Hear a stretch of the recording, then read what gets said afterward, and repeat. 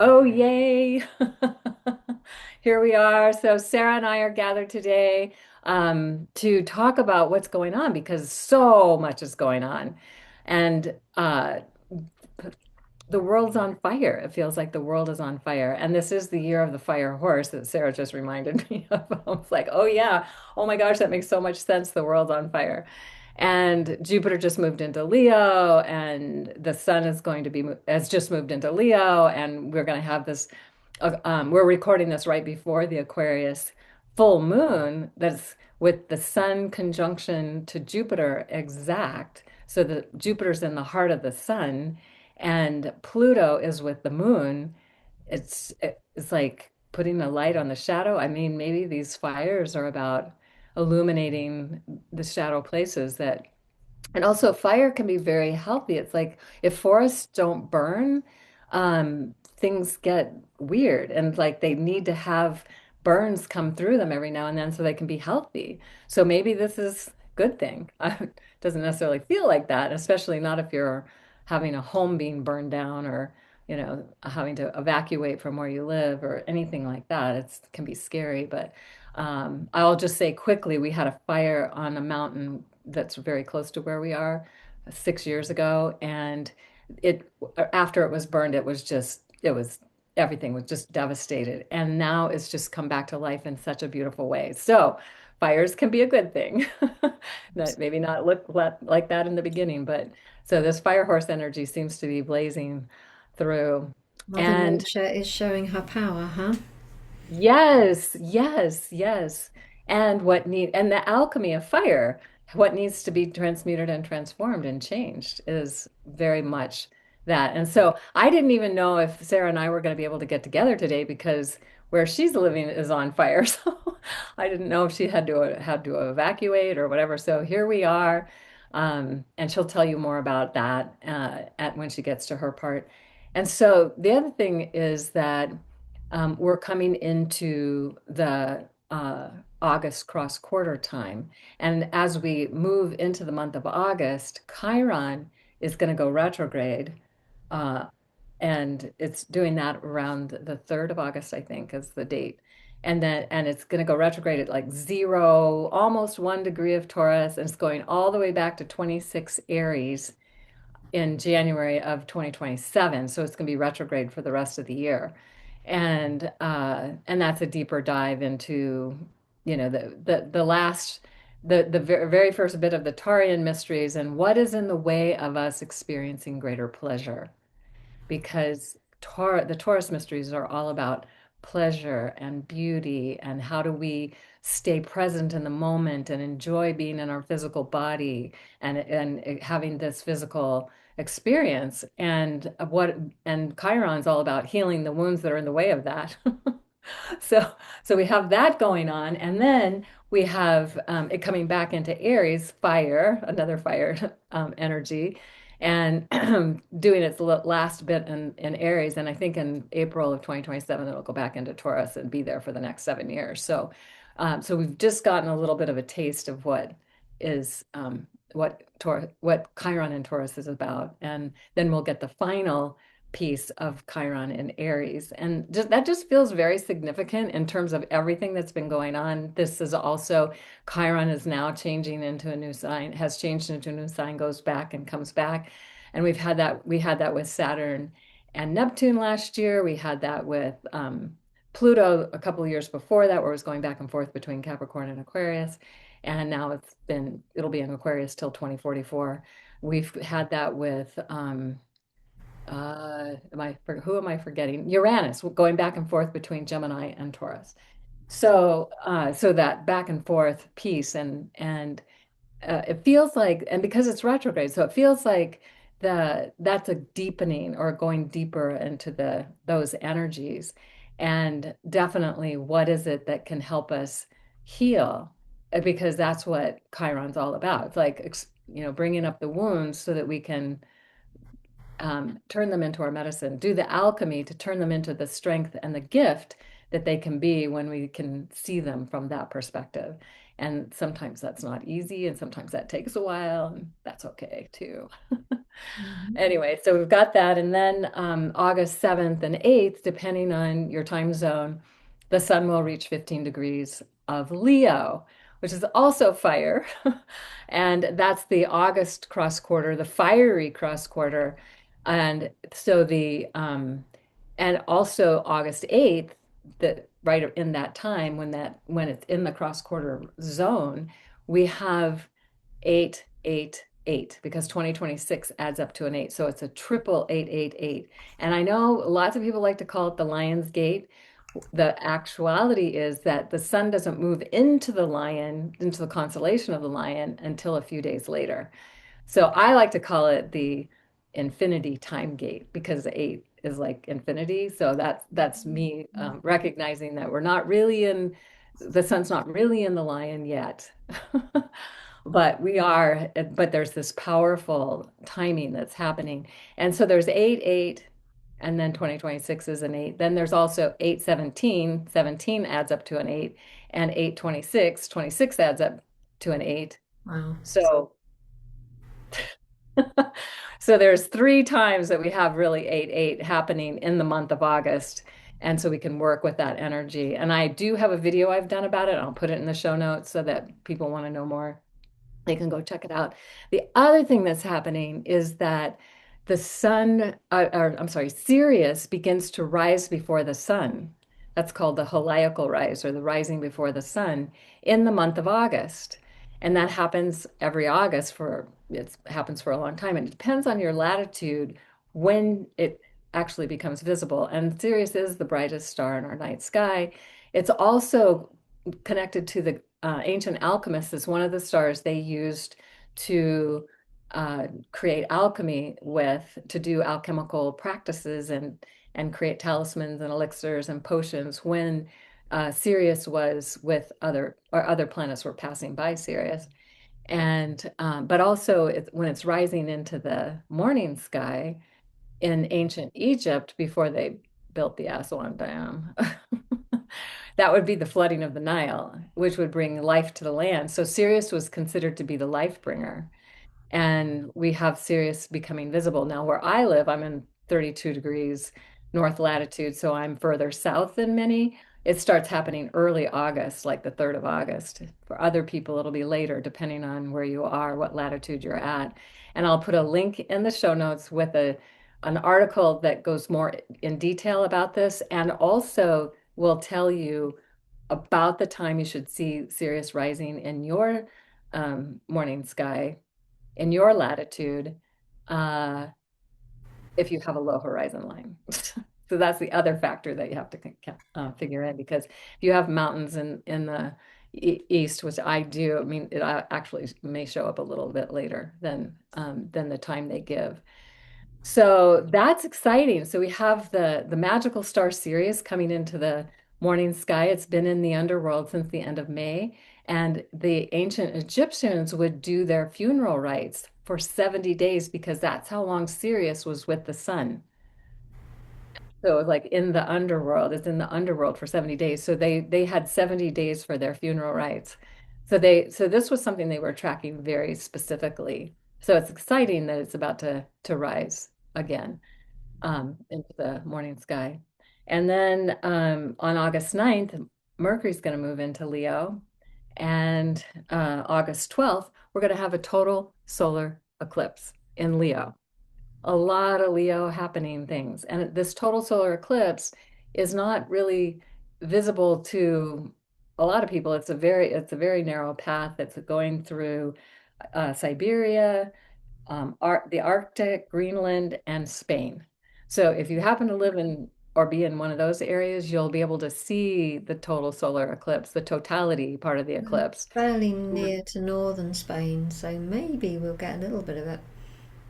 Yeah, yeah. And it's at about a 2 minute eclipse. And it's total solar eclipses are I got to witness one, first and only. I was at the other, there was a second one that followed up a few years later, but it was cloudy. So we saw it get darker, but we didn't see it get really dark because of the clouds. And Yeah, but it's like it's like your whole world just goes through this amazing like shift of for however long that eclipse is, and then the light springs back. Like, whoa. So if you get a chance to see it, I highly recommend it. And there'll be another one in 2027 that goes through Egypt and some other places that's going to be even longer. It'll be like a 6 minute. I think it's the longest one of this century. But that'll happen in August as well. And partly this is because the North Node just moved into Aquarius and the South Node just moved into Leo. And so the North Node in Aquarius, so all this featuring the Aquarius mysteries, because now we have this Aquarius full moon that's happened on July 29th with that I just mentioned as we began this recording. And I'll put a link to a video on the details of that if you want to see, get more about that.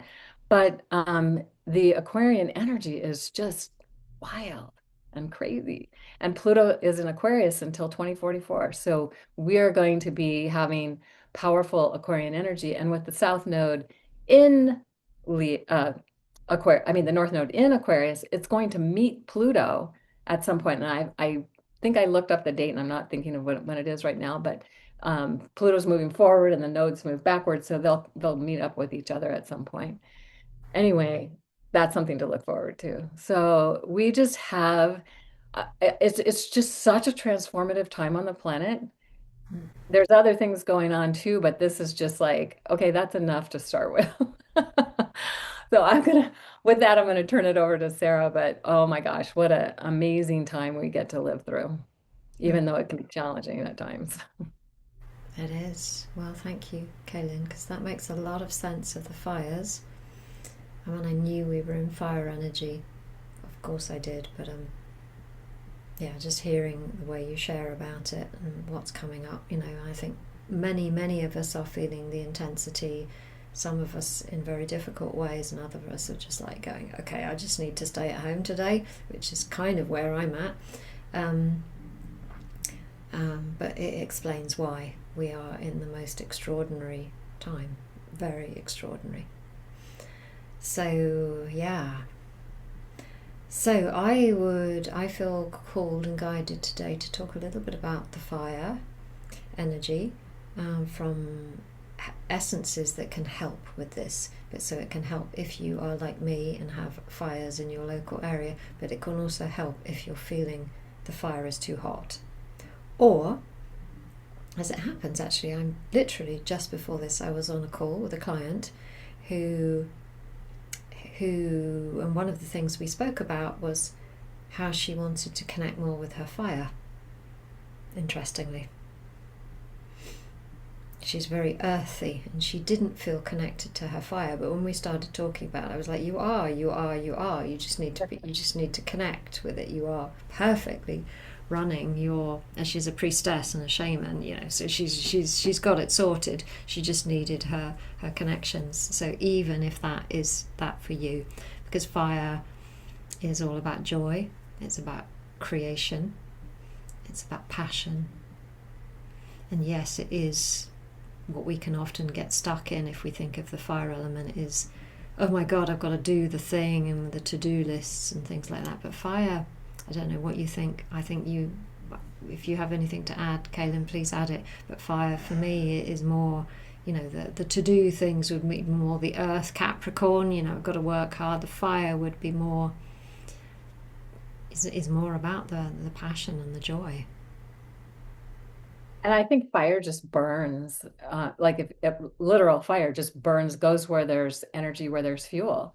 And as Yes. you're saying this, Sarah, something I'm realizing is this whole month of July, my for the first 3.5 weeks, my chest has been on fire. I've been coughing and having this whole thing, and I'm like, oh, wait, the fire's been inside of me. It's not out here, it's in here. So Yes, there's many different we ways didn't we can put those experience. pieces together. So I think sometimes it's what's happening with this client. It's more about just connecting. Okay, where is the fire for me? And thinking of it in a joy and expression, expansion, And yes, of course, fire needs big boundaries and it needs lots of water. Anyway, um, I live about an hour north of Bordeaux, which is in the southwest of France. And like many places on the planet right now, there is a big, big, big fire. I think it's the most severe fire that France has ever had. That's what I'm hearing, anyway.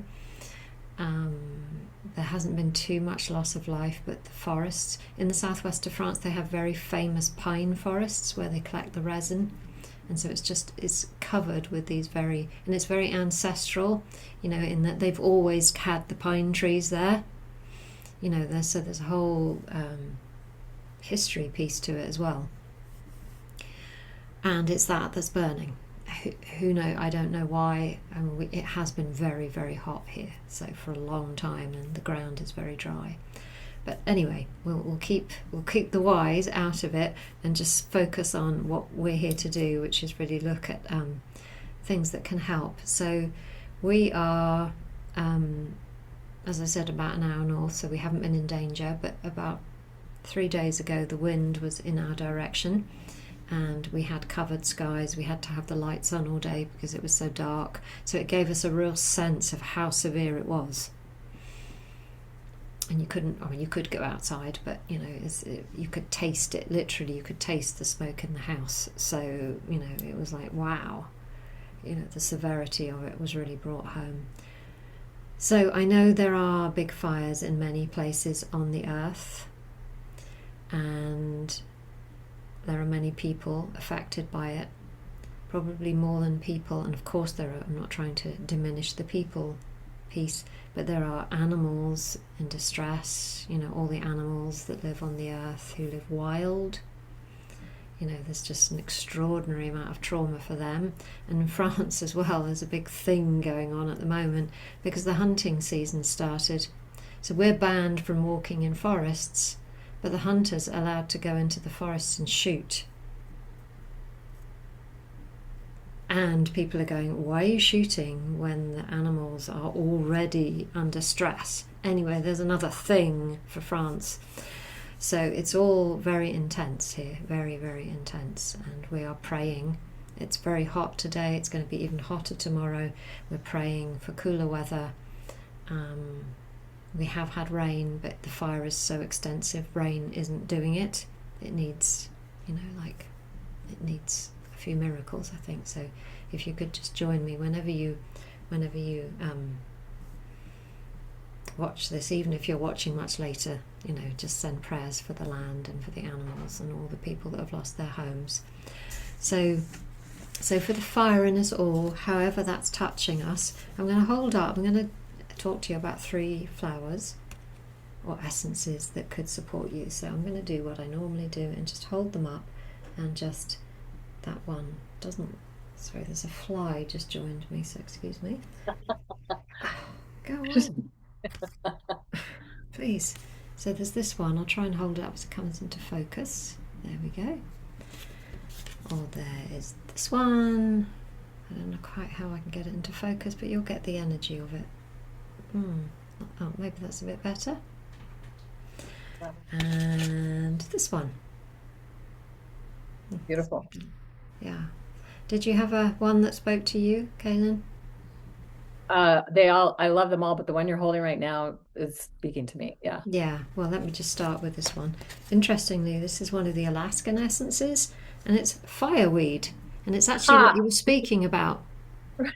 Exactly what you were speaking about. Well, there's this place. There we go, hold it there. So fireweed is a flower that was one of the first flowers to bloom after forest fires. And it's a really important being in that sense, because what it does, it restructures the root system of the forest. That's its role. And once the root system is reconnected, everything else can come back to life. So isn't that cool? That's very It's cool. exactly what you were saying. There is a purpose to all of this. And one of the helpers that's been brought to earth is this beautiful fireweed. So it would be a really beautiful essence. I'm going to put it down because it's annoying me that it's not staying in focus, but how it can be helped. If you are in a place of fire, you could actually offer it to the land as an offering, like a shamanic offering. If so if you are in a zone that's been affected by fire, because I believe, and I expect you do too, that land is all connected, I could put it outside. In fact, I think it's, we always do these things for ourselves, really, don't we? So I'm reminding myself here, if I pour some water onto our land here with fireweed in it, it's going to reach the fire, it's going to reach the connective spaces. And that could All the happen for the places that are. fires everywhere in the world, Yeah. Yeah. especially if you can put essences in water, in rivers, all of those things. Down the toilet, just any place where the water is actually going to go into the land. It's not down the toilet, it's not a great place, but somebody in an apartment or something like that, is like we all have a way to get the messages into the water. So for humans, it's a really good essence when we have been in a period of stress and burnout for a long, long time, and we need our own root system recalibrated. So we're all pretty stressed right now, aren't we? I don't think there's one person on the planet that doesn't have some level of burnout and exhaustion. As we let go of the old ways of doing things, that was exhausting. Even if we're kind of like still got our heads above water, there's a level of exhaustion in our energy fields because we need to learn the new ways. So this is a really good recalibrator. It's good for hot flushes. I'm not saying that it's going to cure a hot flush or anything like that. Please don't take it for that. But if you are in that overheated state and it resonates, and particularly for me, it's really important that you like the flower. It's not just about going to pick up a bottle and taking it mindlessly. It's about actually connecting with the flower. So the affirmations for fireweed, if I read the back of the card, are: I release all energies from the past into the earth. I am renewed on all levels of my being. So yes, thank you for reminding us, Kaylin, of... I love that so much. I just want to say, because the South Node just went into Leo, and the South Node represents the past, and it's fire. And then now we're talking about all this fire. And so, how perfect is that? Yeah, I think Yeah. fireweeds, I mean, the fire, I think it has a big gift for us. So even though it's very hard to say that publicly because there are people affected, like going, who are you to say that? How dare you say that? So we have to be very careful, but just keep it within, the right spaces. So the other one that, again, this is not a very good photo at all, and it keeps going out of focus. But this is actually a really beautiful flower, and when I look at the photograph, it does it more justice. It's not doing it justice at all here. Anyway, this is Mulla Mulla, and it's one of the Australian bush essences. Now, Australia is a very hot land and also has lots of fires because it's hot, basically. And I don't have the name of the area on me because I'm not that prepared. But you could access it by looking at the Australian bush essence site. But right in the centre of Australia, it's like really hot, and there is a specific place where it's the hottest, and Mulla Mulla grows in the hottest space. I mean, how cool is that to meet a flower? And if you actually look at her, and when I hold the bottle, sometimes how I read essences is I hold the bottle and I follow the energy flow. When I hold Mulla Mulla, I feel grounded, I feel in love, my heart opens, and I'm like, wow, this is a fiery flower that does all these things to me. So it kind of, because fire goes up and out, doesn't it? So it bringing us down, down, down, down. So if you look at any of Ian White's videos on YouTube or on his website, and we'll put this information in the show notes,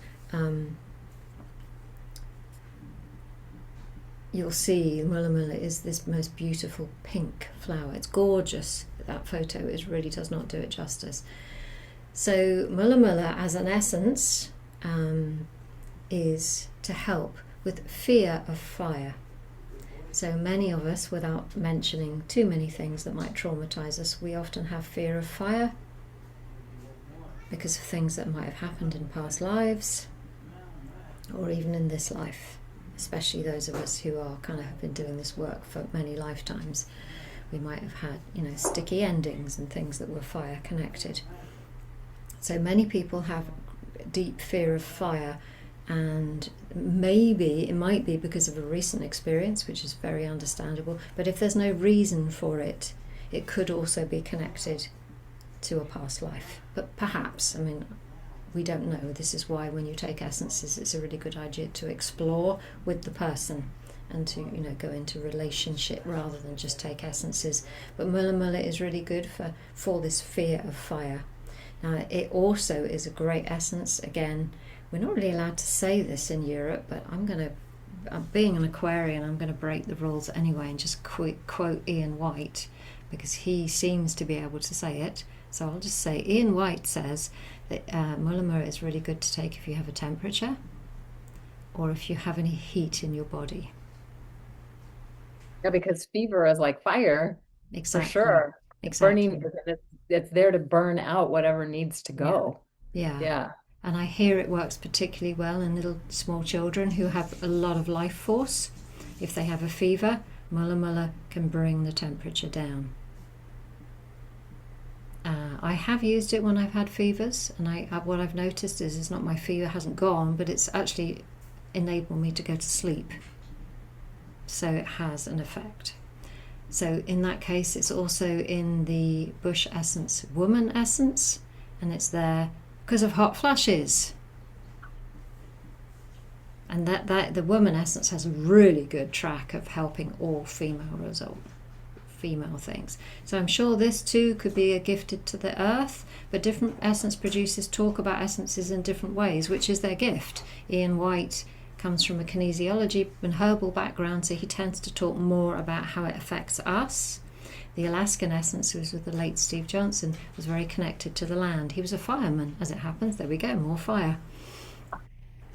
Yeah, so he tends, well, I'm going to put him in the present tense because he's always here with us. He tends to talk more about them in land specifics. So the last one was there's the light from my window that's doing this. Ah, This. Now I have mentioned this. I can't get it into focus at all. Sorry about this. Anyway, there we go. There we go. there. There we Ah, go. She's yeah. gorgeous. This, um, this. I'll just hold it here. This is in Rescue Remedy. Now, if you know anybody that's been in fire, there we go, it's just gone into focus there. I'll try and keep my hand still. So if I were nearer the people, I've been racking my brains, literally going, how could I get bottles of Rescue Remedy down to these people? Because you can't actually travel down there. All the roads are closed, because that's the severity of it.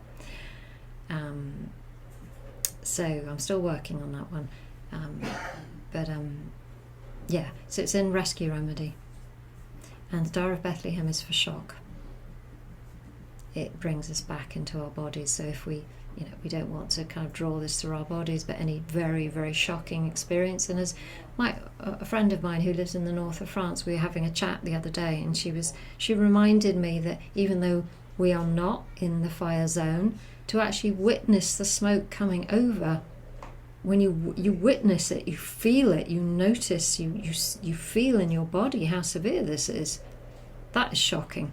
It's shocking to see it on the internet, but when you actually witness the physicality of it, it's like, wow. So we all have kind of different parameters of it, and of course, if we do have any of the fear part from a past life that we haven't yet transmuted, or we don't have the support, it's very scary. A friend of mine last night, I was in bed, and this is going. You're going to say, why have you got your phone in bed with you, Sarah? But I've got lots of people messaging me right now saying, are you okay? So before I went to sleep, I just had a quick check, and there were some messages. It happens, but one of them was from a friend of ours who doesn't live very far away. And because a lot of French people are now looking at, they've got a fire map that you can just go on and look to see where the fires are, because it picks up heat. And she messaged me about 10:30 last night going, Sarah, there's a fire in your village. Are you okay? Please tell me you're okay. And I was like, what? I'm about to go to sleep. Why are you messaging me? I really wish I hadn't switched my phone on. But that, and then then I was like, well, I can't possibly go to sleep now without going to check. So I looked at the thing and I couldn't see anything. But that is, I would suspect, and she won't be watching this, so all is well. But I suspect that she has the fear lodged in her body. Bless her heart. And she's like, please, please tell me you're okay. I can't go to sleep. And I was like, wow. So I was like, I'm fine.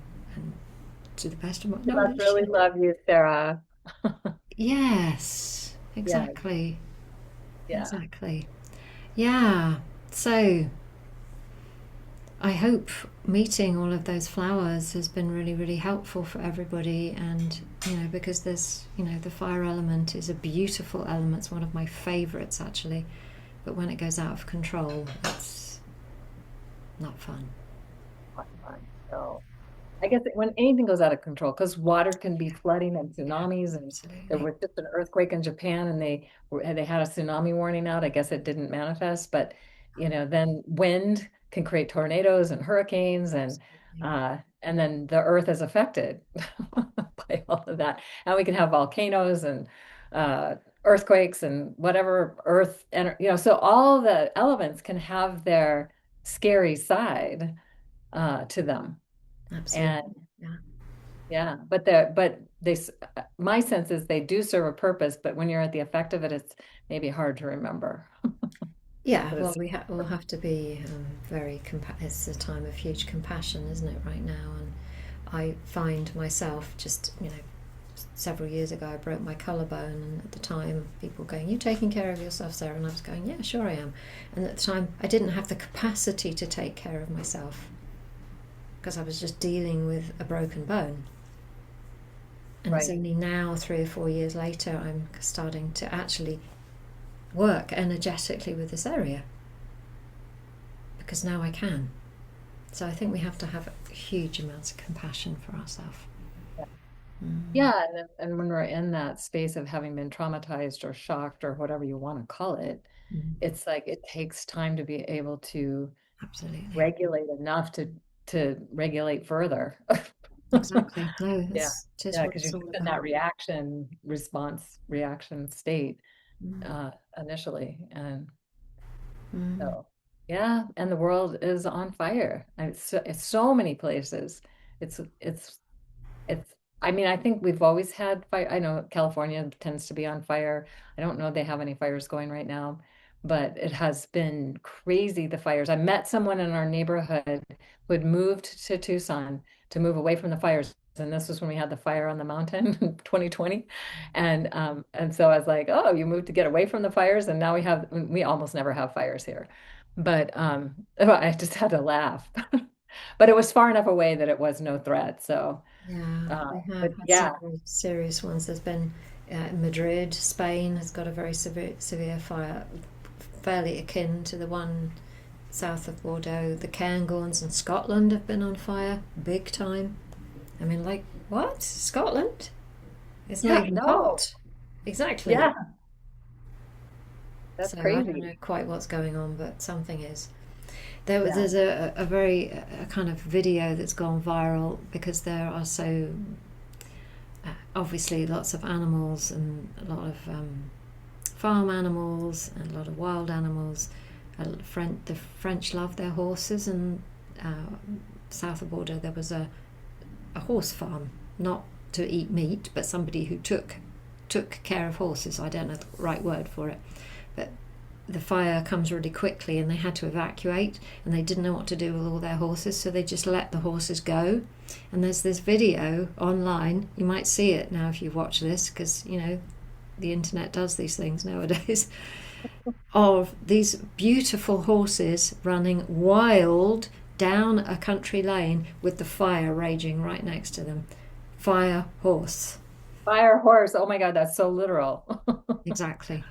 Yeah, wow, that's It's a amazing. beautiful video, actually, just watching them all because they're literally all running for their lives with the fire behind them. So even if you just search for maybe horses running from fire, you might see the video Yeah, pop up.